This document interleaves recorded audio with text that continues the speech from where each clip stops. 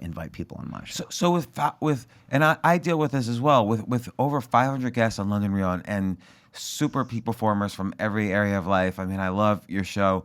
How do you think you've changed? Like, it's hard to know what you would have been like if you hadn't had these 500 guests. There's no way to speculate on that. But what do you do to make sure?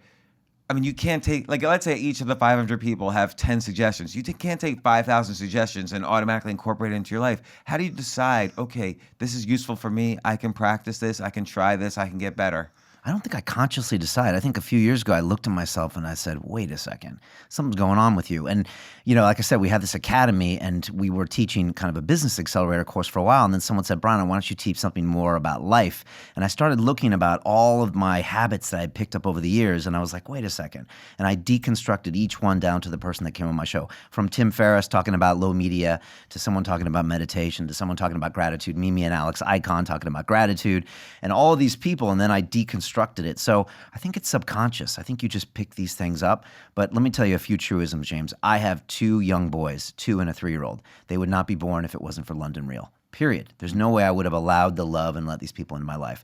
Last year, I made a movie called Iron Mind where I did an Ironman race, and I confessed about my heroin addiction and overdose in New York City in 2001.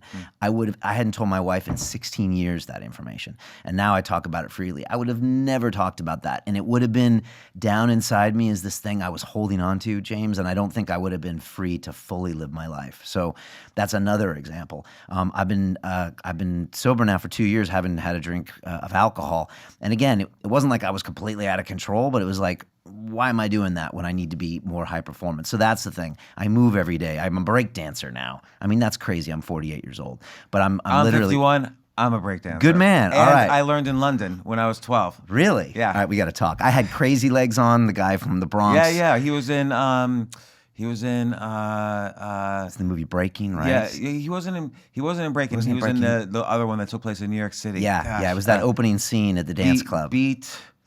What was the breakdancing movie that was in New York City? Beat Street. Yeah. He was also in Flashdance. Yeah, he was in Flashdance. When she did the backspin at the last move, he was in the beginning, but he put a wig on, and he was the girl in Flashdance when she did the backspin. I did not know that. Final dance performance. I think he was in a side scene in Flashdance where she's just walking by. Yeah, and he's dancing on the street. The Rocksteady crew was dancing. Yeah. He's part of that. Yeah. There was Crazy Legs in the so Crazy Legs, and then there was a couple like famous breakdancing names from the Rocksteady. Another guy crew. from the Rocksteady was there as well. Yeah. So I've had him on, a guy named Storm, who's a German breakdancer who kind of brought it all back about 10 years after Rocksteady did it. So yeah, I've been super blessed. You like Poppin' John? He's an LA-based guy, really good at like popping. No, I mean no, and I'm cool with the popping too. I'm just focused on breaking right now. Wow, okay, I'm more in the popping than in the breaking. Popping's good too. So, Man. yeah, Breaking's most people hard. don't make the distinguish the two, but breakdancing's very hard. Man, it's such a physical thing. Yeah, I mean, I'm on the floor all the time, but I got a windmill. I got some skills. I never could get the Took windmill me 3 going. years to get a windmill. 3 years of training, 3 or 4 times a week. So yeah, All right, now you've inspired me. I'm gonna try to do a windmill. Yeah, I tried really hard back then, and I was a kid. I was a teenager. I should have been able to do it, but I couldn't do it. It's so mentally challenging. It doesn't make any sense. You're rotating, everything's flying around.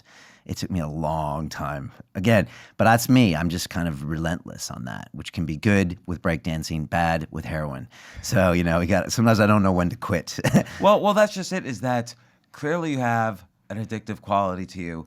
And, some people, there's all sorts of things you can get addicted to. Some people, when they're trying to find meaning in their lives and they can't, I think they fall to heroin or other drugs.